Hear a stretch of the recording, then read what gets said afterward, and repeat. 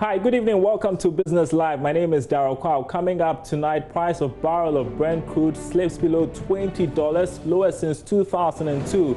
We'll figure out what is happening on the market and what the implications are. Meanwhile, COPEC says these latest developments should cause government to think about stocking strategic reserves. Also tonight, businesses are back after the lockdown, but was it a prudent economic decision to lift restrictions? We'll explore with KPMG. Thanks for being with us. We've got details right after this break.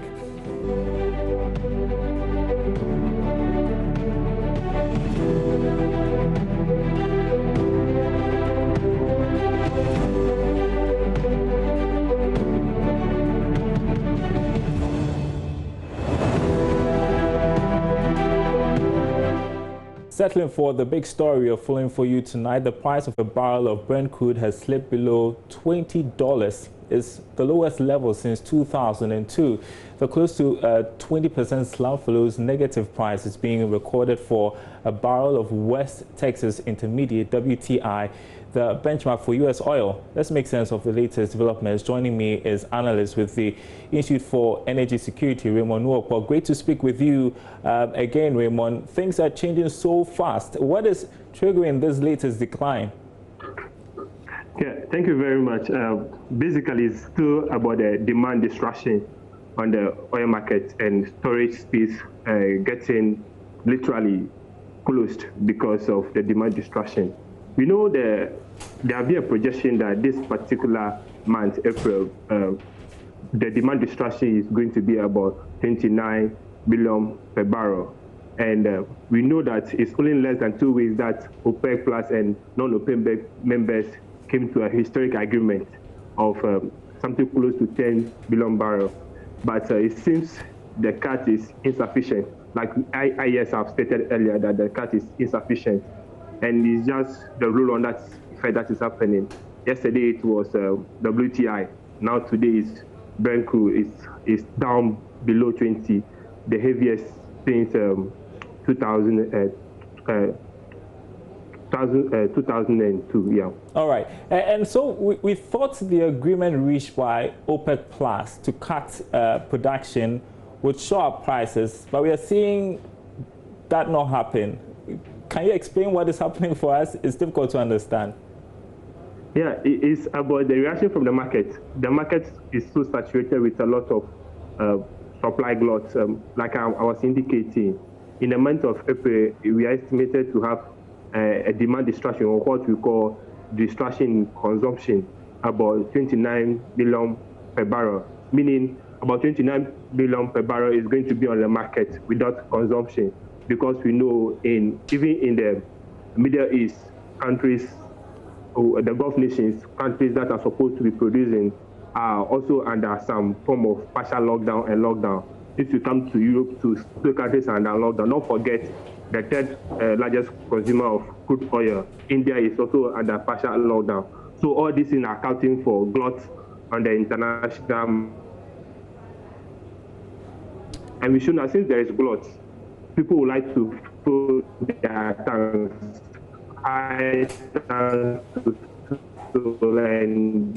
also storage spaces are completely going. People, their storage space already done that. So at this moment, basically, they're only experiencing the lack of storage space for people to buy products and store. So that's why prices are coming down. All right. So everybody is reducing price so that people can take their products and go and store.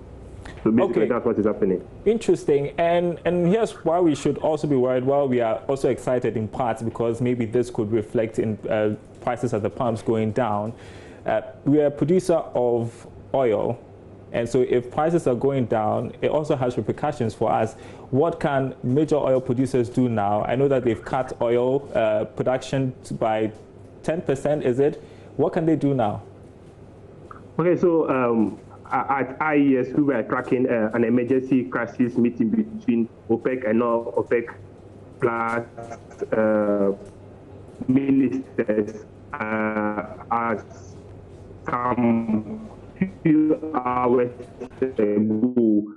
the meeting was to suggest, led by Algeria, which is having the presidency at this moment, was being a production kind of production in April, but there have not been any agreement. IES is still following that. For Ghana, it's terrible news. It's terrible news for the finance minister. When I remember what the article we wrote, it's terrible news because below 20 is just bad. And it's not only Ghana. Other African countries, if you look at their projected revenue and how much they do their production, if you look at it, it's terrible for them. It's just, the industry is basically broken at this moment, honestly.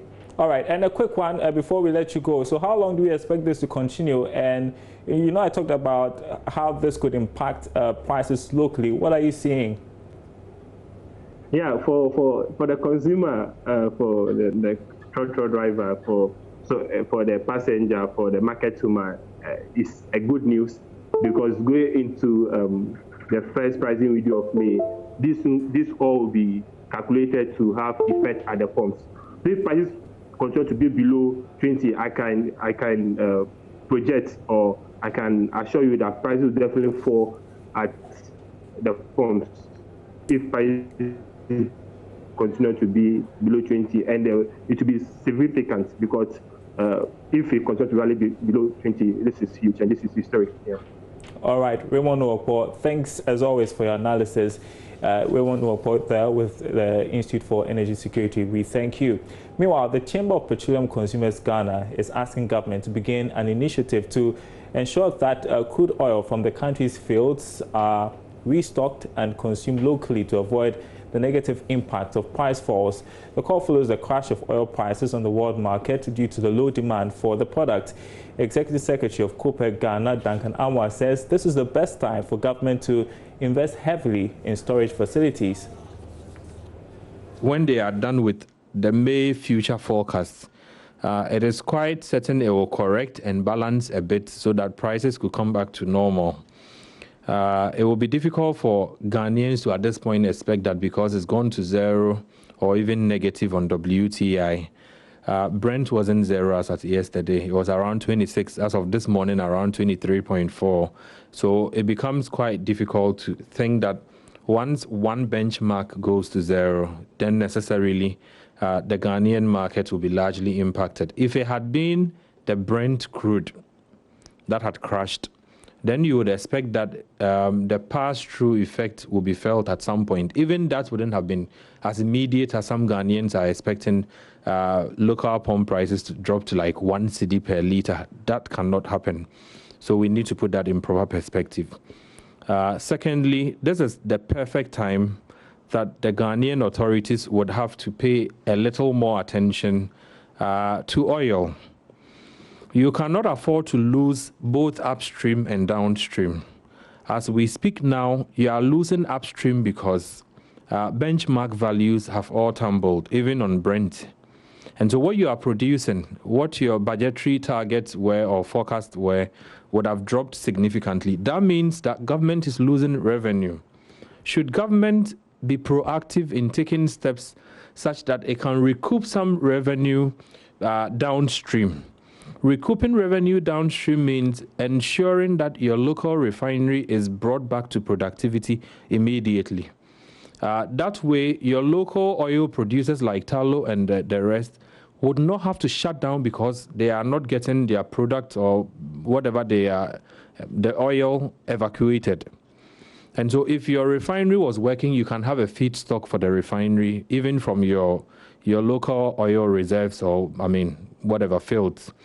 Now, you also have a strategic storage with BOST. It's got a huge capacity. BOST was set up to hold strategic reserves for Ghana. And that is to say that when prices are low, you stock up BOST. So that when tomorrow you wake up and prices have gone up, you will still have some minimum stock that you can use to balance off the market. As we speak, BOST doesn't have enough strategic stock.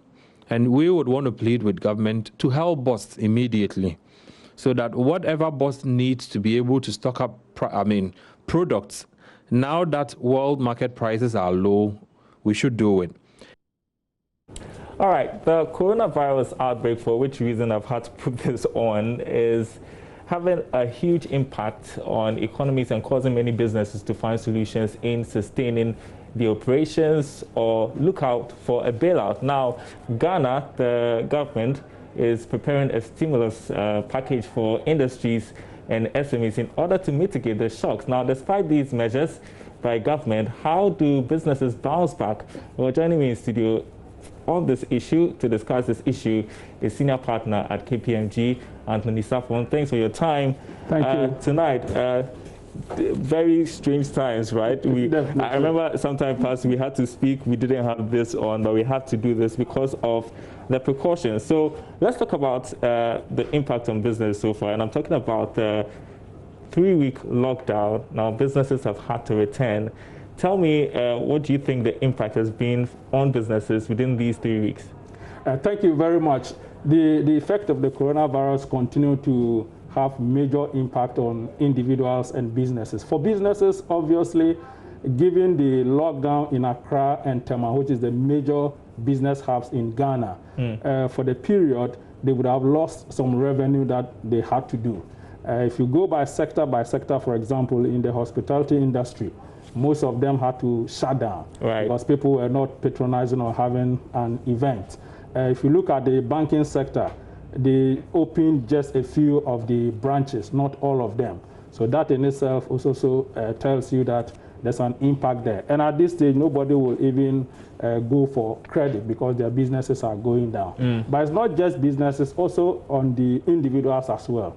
If your company is not doing well, what it would then mean is that, for example, for casual workers, some companies may decide that we may have to do away with them in the interim to be able to save some costs.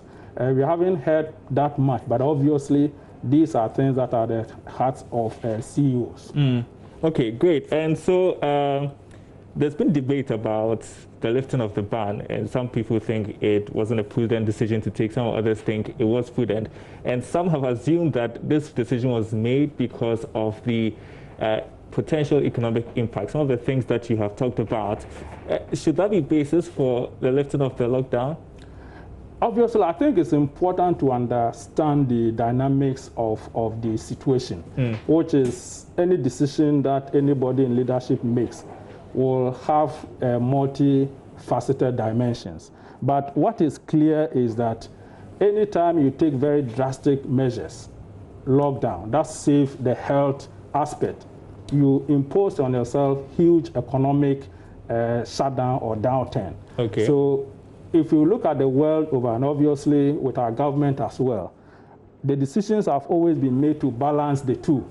Because in an attempt to save lives, you end up also even creating. And I know that in the Western world, there's currently a debate whether to reopen the economy or not. People are protesting reopening the economy. I get what you're talking about. So really, what I think and the president has said that the decisions are based on science and data. All of us do not have opportunity to look at everything as the president does. But I want to believe that together with his cabinet and ministers, they will look at all the dimensions, the health aspect, the economic aspect, the needs of the people, and what is evolving that is not yet open to all of us. And that's the decision that they've made. And I hope that that goes well for all of us. But it's important that we still abide by the cautions that he gave. Social distancing, wearing a mask if you can, and making sure that if you don't have business going out, you don't have to go out. And you know, the decision by the president is not cast in stone, right? Because in the next week, you could say we are back to a lockdown. And I believe that this makes it difficult for strategic planning for businesses. You know, 1 week you are active working, the next minute you are actually locked down. How can businesses strategically position themselves to sort of find the right balance, if I could say so?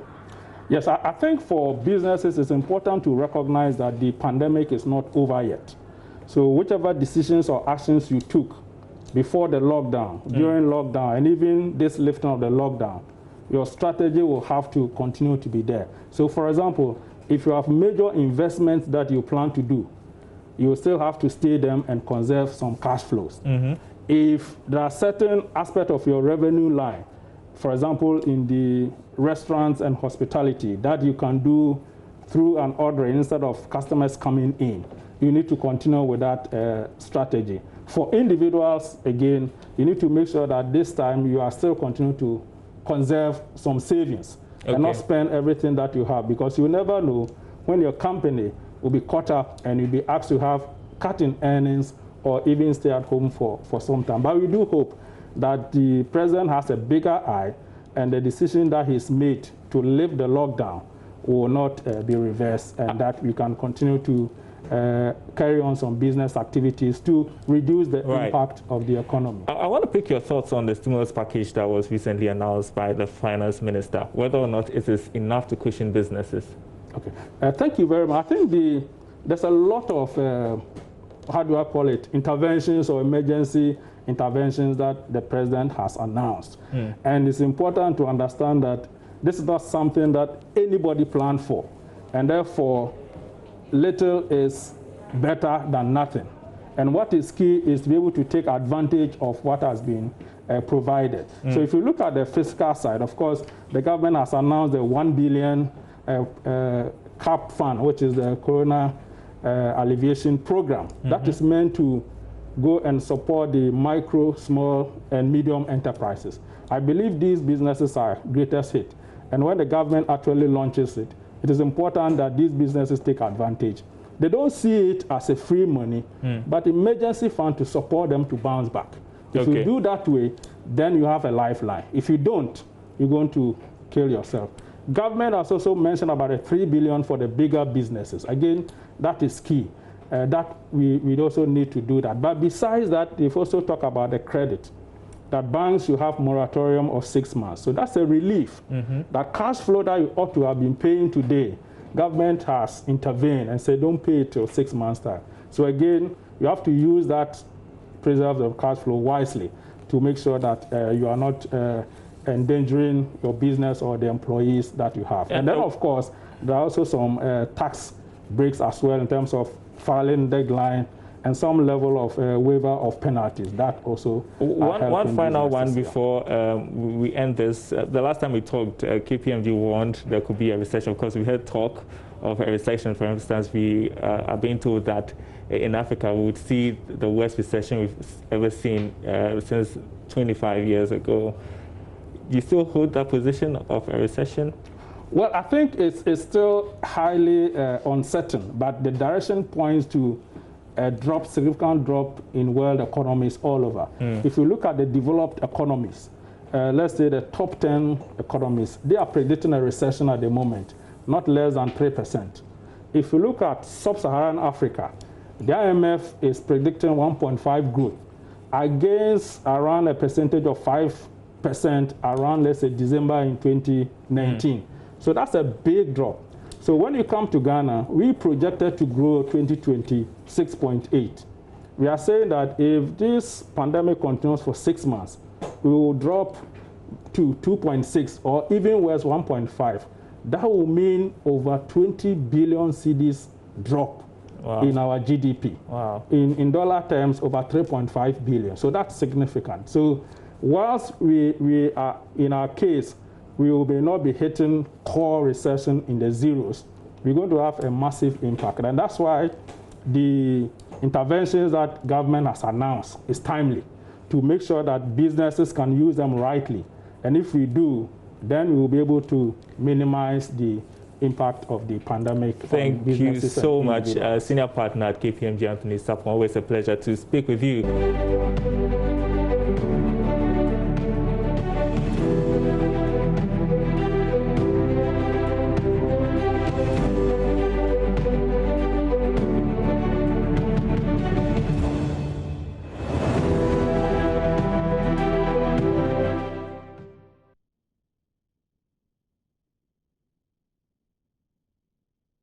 Welcome back to the program. We want to turn to the latest development in the domestic aviation sector. Passengers who exhibit any of the symptoms of coronavirus upon screening at the domestic terminal of the Kotoka International Airport will be denied boarding of flight. This according to Director of Public Health of the Ghana Health Service, Dr. Bedu Sarkodie, who says the directive is part of stringent measures to be implemented at all airports to help prevent the spread of coronavirus as domestic flights begin operations this week.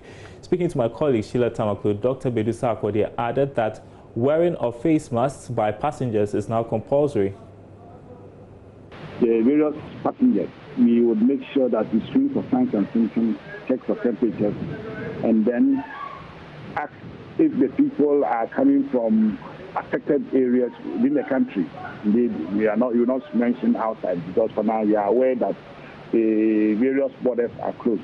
But then within the country, there are areas affected, and the use of the health declaration form would enable us to establish if people are coming from this area, and then to pay particular attention to such people, whether they have been in contact with affected people, whether they have been in contact with non-confirmed cases.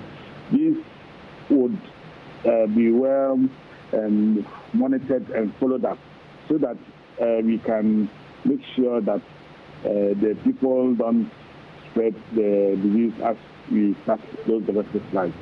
Then if there are suspected cases, we have to link these people to the various districts either where they are going or where they are coming from, so that they can be adequately monitored closely and then followed up to find out should there be any development of interest that we have to take note as well. Ensuring adherence to social distancing practice is very key. One, as the people are getting ready to enter the airport. Two, as they are within the airport. Three, when they get on board in the flight. I think these are things that we have to work with the airport operators to make sure that they shouldn't get congested, and then cram people together. Now, if somebody's temperature is checked and perhaps the person is showing some symptoms, does it imply that the person will be denied boarding? Indeed, we have to start investigation, and if you check your temperature, you put a risk. You would not subject you to put a risk to others. So this understanding has to be established, and we have to communicate to people to appreciate this. So if you are having temperature, if you are coughing, and you think that you will put a risk once you get on board, we have to restrain you and not to permit. But then this will require that there is dialogue between the airline operators, dialogue between the airport operators, and then general information to the people in the airport. And indeed, I have to mention that the use of face masks is very important this side, and that all the people on board, we have to ensure strict enforcement of the use of face masks around the airport, within the airport, and then also particularly within the air flight. Changing times, and that's it for Business Live tonight. Thanks for watching. There's more news on our website, myjoyonline.com/business. My name is Darryl Kwa. I'll see you same time tomorrow.